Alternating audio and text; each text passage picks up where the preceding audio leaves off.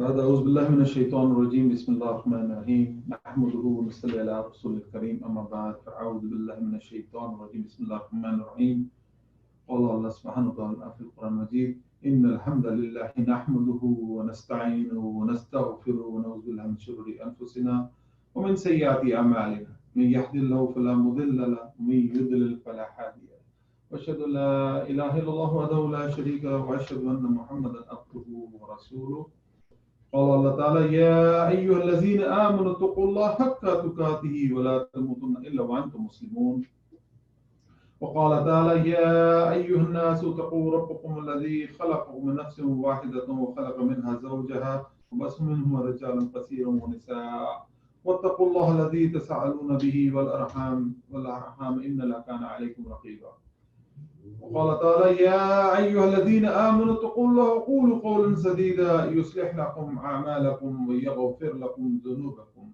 ومن يطع الله ورسوله فقد فاز فوزا عظيما.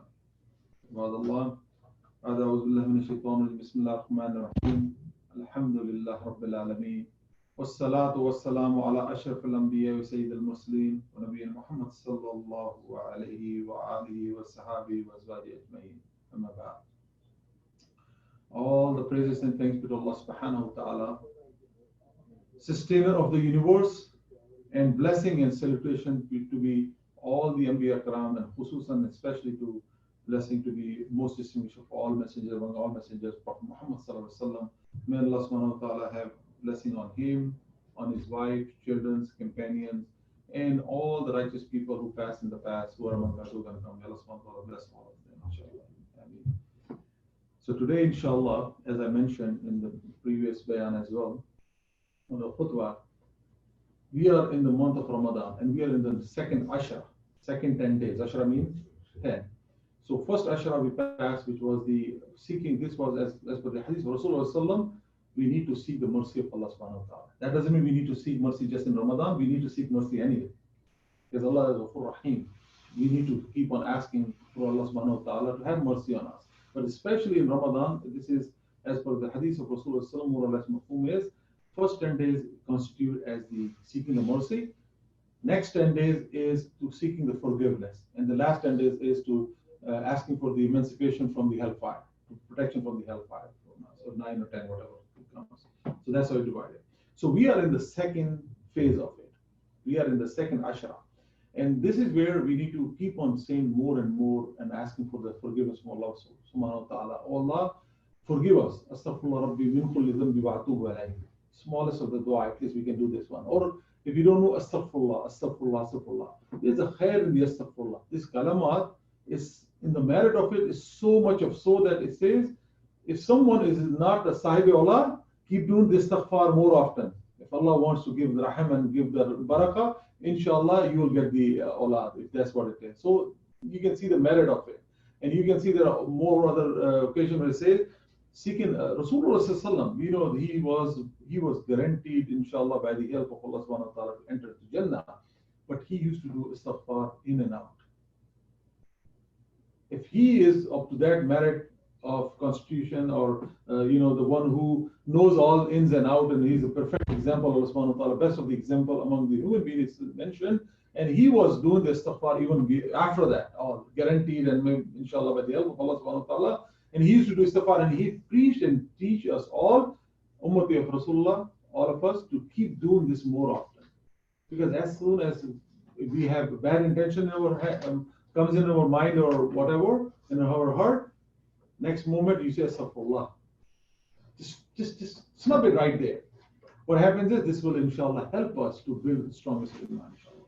So today, inshallah, we're going to talk on in the same context, but there's an important topic which I'm going to talk, which is about the zakat. This is one of the most precious topic and most unfortunately neglectful topic in Muslim Ummah as well.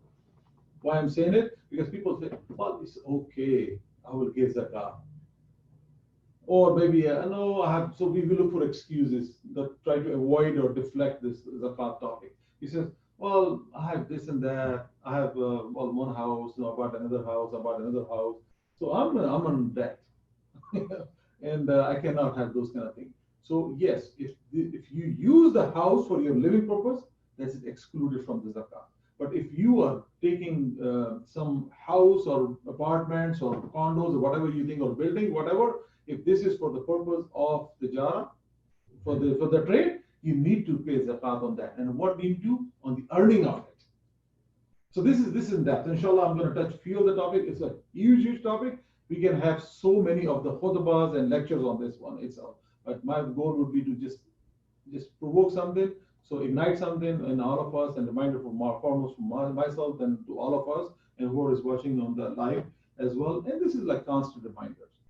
And zakat is sometimes people attribute this has to be done in Ramadan. Yes and no. Yes, in a way, yes. People normally feel like whenever, so it's constituted whenever you have a whole year, then you have to pay zakat on those things if you are become Sahib and Islam. So the point is here very critical. Why people look for Ramadan? There are few of the math, because Ramadan is a month when you do any good thing, it multiplies several times, 70 times or more. That's how it is. So whatever good things you do, that's what it is. Second thing is Allah subhanahu wa ta'ala has changed shaitan, and our hearts become a little bit more softened, because now we have extra help available, and without the intervention of shaitan, deceiving us, or deception of shaitan. Second thing, another reason is people think sometimes it's easy to make it quite simple. Instead of having the hisab, which I give the zakat that's in January, so I need to remember every time I need to pay zakat in January. So let's attribute this with Ramadan. Whenever Ramadan starts, I'm going to give the zakat. So let's make it easy. Like whole cycle goes through, and your next year, and you remember that without even knowing it, pondering on where you left off last time. Did you pay zakat in March? Did you pay zakat in February? Did you pay in October? No, whatever the month. Instead of Ramadan to Ramadan, easy make it easy for all of us. That's what people say. And this is one of the pillars of Islam. Zakat is one of the pillars of Islam.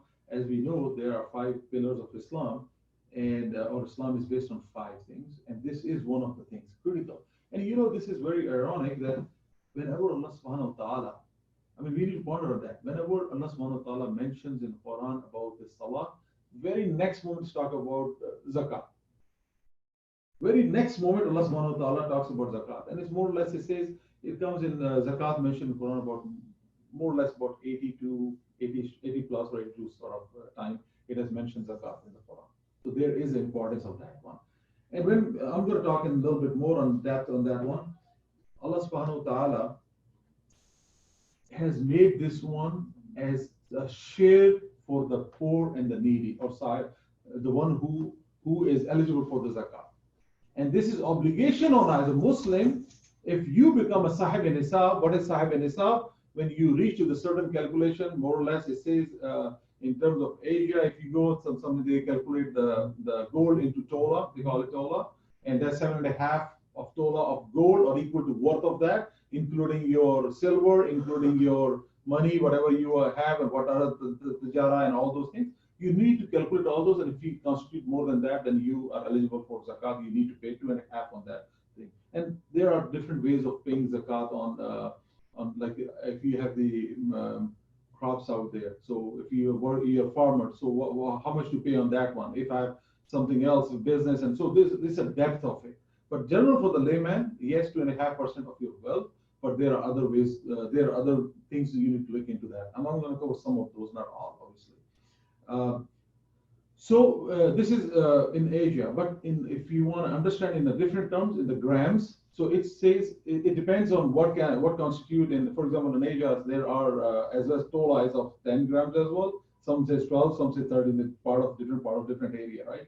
So more or less it says to be safe, play safe, anything 75 grams plus, and somewhere it's mentioned 85 grams plus constitute of the worth of the gold. It means if you have 85 gram, or some says it's 75 gram worth of gold, then you must pay zakat on that, 2.5% of that, the worth of 2.5%, and that has to be wherever you live. It's if you live in America, so pay in whatever the worth of dollars is equivalent to that. If you are in some other country, so pay according to that one. If you're in Pakistan, Asia, India, Indonesia, Sri Lanka, wherever you are, or Iraq, Iran, wherever you are, based on that you need to pay the zakat. Easy principle. Again, there's a more depth. If someone needs to understand what that means, so ask the right people. who have understanding, or go and ask the ulama, and they will inshallah help you all. So according to Abu Hurairah radiallahu anhu, he reported Allah's messenger said, when there comes the month of Ramadan, the gate of mercy are open and the gate of hell are locked and the devils are chained. And this is for us to excel. Do all ibadah in purity and sincerity. No, even Allah is helping, sending extra help. He has chained the shaitan. He says, no, if we do something, but again, we have someone here. This nafs itself plays the role of shaitan sometimes. Even shaitan is chained. So we play with that one. So let's take that one out and just with the purity and sincerity, do the ibadah. Allah subhanahu wa ta'ala says in Surah Al-Tawbah, وَالْمُؤْمِنُونَ أعوذ بالله من الشيطان الرجيم وَالْمُؤْمِنُونَ وَالْمُؤْمِنَاتِ بَعْضُهُمْ أَوْلِيَاءُ بَعْضٍ يَأْمُرُونَ بِالْمَعْرُوفِ وَيَنْهَوْنَ عَنِ الْمُنكَرِ وَيُقِيمُونَ الصَّلَاةَ وَيُؤْتُونَ الزَّكَاةَ وَيُطِيعُونَ اللَّهَ وَرَسُولَهُ أُولَئِكَ سَيَرْحَمُهُمُ اللَّهُ إِنَّ اللَّهَ عَزِيزٌ حَكِيمٌ. The believing men and the women are allies to one another. They advocate righteousness and forbid evil. They observe the salah and give the zakah. And they obey Allah subhanahu wa ta'ala and His messenger. These will be showered by Allah's mercy. Allah is Almighty, most wise. In another hadith of Rasulullah sallallahu alaihi wasallam, Ibn Masud quoted, there is no envy except in two persons. So we should not envy to each other. Someone has more money, someone has less, or someone is really good in business or job or whatnot, or some brothers, sisters are up and some are down. So we should not envy each other, right? Except two things. A person who Allah has given wealth and he spends it in the right way.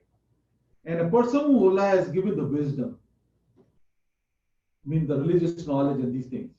And he gives his decisions accordingly and teaches it to the others. So if you have to envy on two parts. The one, if you see someone and they are rich, Allah subhanahu wa ta'ala has a blessing on them. So envy if they are blessed and same time they do the more of charity, they do more zakat and all those things. So they know how to give, let go and share with the others. So envy those people that Allah subhanahu wa ta'ala has blessed them and they are still giving it.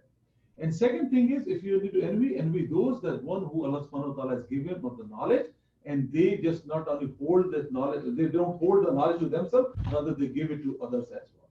Because the knowledge which is confined to yourself is not a knowledge anymore. The knowledge which you hold on to yourself is not a knowledge anymore. Knowledge is to pass on to others, the right knowledge. Allah subhanahu wa ta'ala says in another part in Surah Al-Mulk, الَّذِينَ يَلْمِزُونَ الْمُطَوِّئِينَ مِنَ الْمُؤْمِنِينَ فِي الصَّدَقَاتِ وَالَّذِينَ لَا يَجِدُونَ إِلَّا جَحْدُهُمْ فَسَيَخْفُرُهُمْ مِنْهُمْ سَخِرَ اللَّهُ مِنْهُمْ وَلَهُمْ عَذَابٌ عَلِيمٌ. Allah subhanahu wa ta'ala, sorry, this is in Surah Tawbah, not in Surah Mulk, Surah Tawbah. And Allah subhanahu wa ta'ala says, those who criticize the generous believers for giving too much, and ridicule the poor believers for giving too little, Allah despises them. They have incurred a painful retribution. So here is caution for us, not to fall prey of these things. If someone is Allah subhanahu wa ta'ala is blessed and they give more charity, they give more sadaqat and all those things. Don't say bad about them.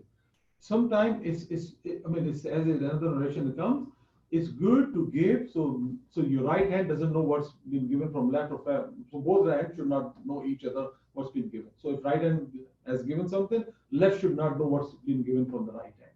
But on the same token, it says for the targheeb, it's sometimes better to say it openly or give it openly. So this may persuade the other people to follow the path. And if some people, they do quietly so much of charity, zakat and all those things. So this is between them and Allah subhanahu wa ta'ala. This is between us and Allah subhanahu wa ta'ala. If we give charity, this should be not to oblige someone or do the ihsan, but rather it should be for our own purity. We are purifying our soul. Zakat is to purify ourselves. Allah subhanahu wa ta'ala says we hoard the money, but we don't let go. So Allah subhanahu wa ta'ala says, don't have the muhabba of dunya. If you make the dunya as your living, then you'll be doomed. If you, as another narration comes, as a narration is, if you run away from dunya, dunya will come after you. If you come towards the dunya, dunya will go away from you. So it's our choice. Rather, we want to run away from dunya. That doesn't mean don't enjoy. Enjoy pleasures and all those things, whatever there. But let's not develop or cultivate the muhabba of this dunya in your heart. Otherwise, we won't want to leave this dunya. If you will have intention, we say, if Allah subhanahu wa ta'ala given 100 years, we'll say, can we have another 100? If you have another 100, we'll say, can we have 1,000 years? Guess what? There is end. Allah subhanahu wa ta'ala says clearly, everything has to die. كُلُّ نَفْسٍ ذَائِقَةُ الْمَوْتِ. Nothing will spare. So, Adam alayhi salam, 1,000 years he lived. He is not here anymore. Musa alayhi salam, Rasulullah sallam, at this time he went away. And then obviously we all will be resurrected and we will be judged on our own good and bad deeds. May Allah subhanahu wa ta'ala protect us and make us as one of those that who are giving more of charity, especially taking care of zakat. So why we need to give the zakat? And I already mentioned, Sahib and Nisab, you become if you do 85, 75, some say 75 grams of gold, or some says 85. It depends on, there's some little bit of ikhtilaf there. So if I need to give the zakat, so who I'm deceiving? So why not start with 75, a little less, and give it? Just give a little bit of money, because this is the haqq of those who are in need of zakat. And this is one of the neglectful topic most of the time in the Muslim world as well. We think like this is okay, we'll do if we do. We don't do, we don't do. No, this is the haqq, and Allah subhanahu wa ta'ala says you must give them. And this is purifiable wealth. And sometimes people say, sometimes there's another masala here, sometimes ladies, they have a lot of gold, jewelry and whatnot. And they think like, okay, so they have gold and all those things, but they don't earn the money. Let's say they're housewives and they're not. And this is a misconception among a lot of people. They think like, okay, I have a gold, maybe I have like 100 grams of gold. But how can I pay the zakat? I don't earn the money. Rasulullah teaching is sell those and pay zakat from your gold. It's not the obligation of the husband to give. Yes, it will be ihsan on the wife if husband wants to take on, but you need to get the consent from the wife. And wife says, can you do it? And her husband says, okay, I will do it. This is the ihsan on the husband to the wife. But in reality, women, they need to, because give up this love of muhabba of this gold. So give those, the chunk, sell the chunk of it and pay the zakat, whatever that amount comes to. So that way they won't cultivate, they won't develop the muhabba of their gold and silvers and all those jewelries, what they are holding on. As his narration comes more or less, mafhum, Rasulullah when he was sitting, so a few ladies came and they start talking, and then Rasulullah saw that they have gold and a lot of those. Did you pay zakat on this one? Did you pay zakat on this one? You must pay. Otherwise, I see more of the ladies going to Jahannam. So this is what targheeb is. So may Allah subhanahu wa ta'ala gives the understanding, let's not hoard, because everything will stay here. This is your gold today, 200 grams. Tomorrow it will be someone else. You don't take this gold with you anyway. As a woman, as a male, or whatever you think. And obviously it says, as it comes in narration, women are prohibited not to wear the gold. And there's a reason for that one. You should not do that.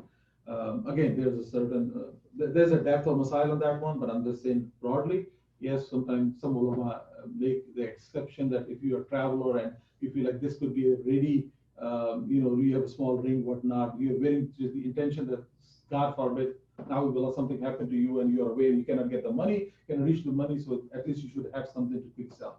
So for that, some ulama gave the exception, but general principle is avoid even wearing the gold at all. So that's why you see some people, they, as the sunnah or the follower, they do have the rings or whatnot, but those are silver or other things, So in the same context we are talking, if you produce the agriculture, so what is the zakat for that? If the production is 1,300 pounds, that's more or less about, in terms of kg, it says 653 kgs. You can divide that by 2.2, and that turns into the pounds, like 1,300 pounds. So if you have the production is about 1,300 pounds, it is 5% plus per gross harvest if the land is irrigated. So they look at this. It's not 2.5. If it's irrigated land, you have to pay 5% of gross harvest amount of that. But if the land is rain-fed, If Allah I mean, in our language, they sort of say barani, if it is based on the those land, then the share you need to pay is 10%. So these are the masail we don't understand sometimes, and we need to learn about these ones. And it says even if 1/4 of the Muslims start paying the zakat, 1/4 of the Muslims start paying the zakat, there won't be any poor in the world, entire world. Forget about. I'm not talking about the other side of the aisles, like Christians, Jews, and others, and all those. Now, if Muslims even starts paying, 1/4 of the Muslims start paying zakat, there won't be a single poor in anywhere in the world. That's a broader statement. Think about it. How much we pay then. So again, it's the whole point is that we need to start looking into this one and see what that means to us. Allah subhanahu wa ta'ala says in another part of the Quran, it says, إِنَّ الَّذِينَ آمَنُوا وَعَمِلُوا الصَّالِحَاتِ وَأَقِيمُوا الصَّلَاةَ وَآتُوا الزَّكَاةَ لَهُمْ أَجْرُهُمْ عِنْدَ رَبِّهِمْ وَلَا خَوْفٌ عَلَيْهِمْ وَلَا هُمْ يَحْزَنُونَ. It says, this is in Surah Baqarah, those who believe and led a righteous life and observe the salah, do the salah, establish salah, and give the zakah, they receive their recompense from their Lord, in Allah subhanahu wa ta'ala. They will have nothing to fear about, nor will they grieve. And as it says, sometimes people say, I'm giving the money and it's going to reduce. It's not going to reduce. Allah put barakah. The money which did not have a barakah is of no use. You can have millions and millions. We have seen people, millionaire, billionaire, right? And when it comes to to satisfaction and all those, they are not satisfied with that. And we have seen the people who have nothing. And here I'm going to mention one of the things, subhanAllah. When we treat the other people, we treat them with respect. When it comes to the ulama, we treat them the most of the creation of Allah subhanahu wa ta'ala. And here someone quoted beautifully. He says, when you ask someone who is making like hundreds and thousands, whatnot, you ask them, they always complain. They always complain. Oh, my business is not going on, my job is this and blah, blah, and whatnot. But when you ask ulama, the righteous ulama, they may be making this maybe less than $100 some part of the world. Or here even, they are making very less money. But you ask them, how are you doing? So the kalamat comes from there, alhamdulillah. It's for the Rabbi. Alhamdulillah. We are so satisfied, alhamdulillah. They may have more kids too, to feed and wear and all those expenses. But they will never complain. And here are we, who are making thousands, and we still have a problem. They said, oh my God, I cannot meet back spend. And this is anywhere in the world. This is not just, I'm talking about America or Europe and anywhere. This is anywhere you go. People are complaining. If you ask the one who's making 10,000, you ask them and they are complaining. You ask someone who's making 1,000, they're complaining. You ask someone who's making million, they're complaining. They have their own types of complaints. But if you go to this community that what I'm talking about, alhamdulillah, they may have their own problem, but they're alhamdulillah, they're razi in the rada of Allah subhanahu wa ta'ala. May Allah subhanahu wa ta'ala help us and make that understanding in our heart too, and in our mind too, right?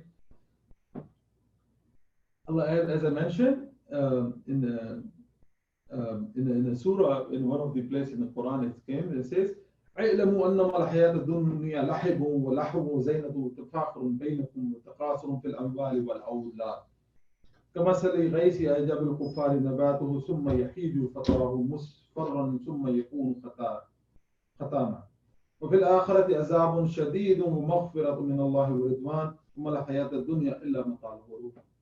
Subhanallah, what a beautiful say. Know that this world is no more than a playing games.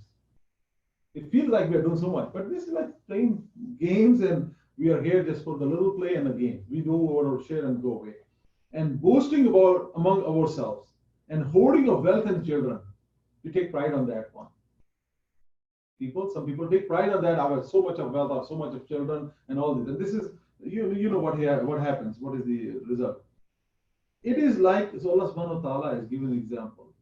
It is like abundant rain that produces plant and pleases the disbelievers.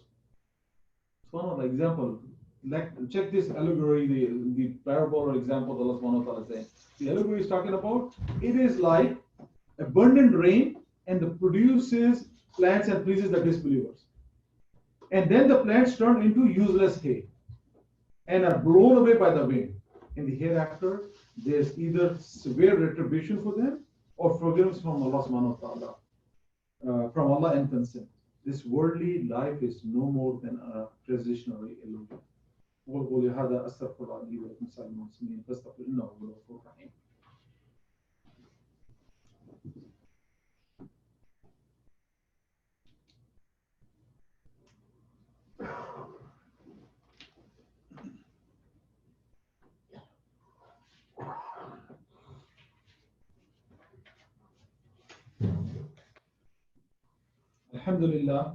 الحمد لله استعينوا واستغفروا نعوذ بالله من شرور انفسنا من يهد الله فلا مضل له ومن يضلل فلا هادي له واشهد ان لا اله الا الله وحده لا شريك له واشهد ان محمدا عبده ورسوله ارسله بالحق بشيرا ونذيرا بين يدي الساعه من يطع الله ورسوله فقد رشد ومن يعصهما فانه لا يضر الا نفسه ولا يضر الله شيئا.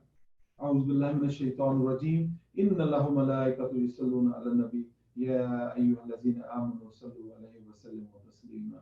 اللهم صل على محمد وعلى آل محمد كما صليت على إبراهيم وعلى آل إبراهيم إنك حميد مجيد. اللهم بارك على محمد وعلى آل محمد كما باركت على إبراهيم وعلى آل إبراهيم إنك حميد مجيد. رب اجعلني مقيم الصلاة ومن ذريتي ربنا وتقبل دعاء ربنا اغفر لي ولوالدي وللمؤمنين يوم يقوم الحساب رب ارحمهما كما ربياني صغيرا رب ارحمهما كما ربياني صغيرا رب ارحمهما كما ربياني صغيرا ربنا لا تؤاخذنا إن نسينا واخطأنا ربنا ولا تحمل علينا إسرا كما حملته الذين من قبلنا ربنا ولا تحملنا ما لا طاقة لنا به واعف عنا واغفر لنا وارحمنا أنت مولانا فانصرنا على القوم الكافرين ربنا لا تزغ قلوبنا بعد إذ هديتنا وهب لنا من لدنك رحمة إنك أنت الوهاب. اللهم اغفر لي وللمؤمنين وللمؤمنات يوم يقوم الحساب.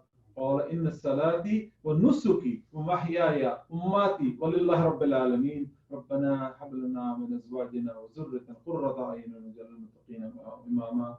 عباد الله في أصحابي لا تتخذهم غرضا من بعدي فمن أحبهم فبحبي أحبهم ومن أبغضهم فبغضي أبغضهم وخير أمتي قرني ثم الذين يلونهم ثم الذين يلونهم إن الله يأمر بالعدل والإحسان وإيتاء ذي القربى وينهى عن الفحشاء والمنكر والبغي يعظكم لعلكم تذكرون فاذكروني أذكركم واشكروا لي ولا تكفرون. أقيموا الصلاة.